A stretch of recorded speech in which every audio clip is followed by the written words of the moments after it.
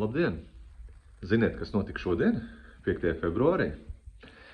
Ventspili apmeklēja kādu prominentu dāmu, ministrs prezidents kundze. Zināt, ko viņa apmeklēja? Jā, viņa atved dāvaniņas. Sankciju inficētās mazpartijas priekšsēdētājiem. Jā, kunga bija ļoti apmierināta.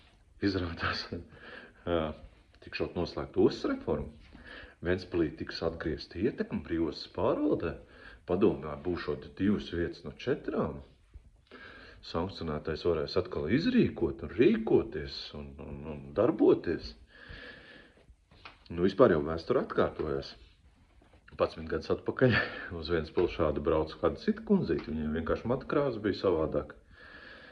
Kundzīte politikā vairs nav. Tālūk, tāda ir vienošanās cena un dīla cena. Bet, ja nopietni, tad ir jautājums prezidentam, valdošajai koalīcijai, Briškena kungam, ministra prezidentai. Kā tad tā? Vai tiešām jūs domājat, ka sankciju inficētas pašvaldības atgriešana brīvostas pārvaldē uzlabos situāciju? Investori vairāk pie mums brauks. Tas palielinās un paaugstinās valsts drošību.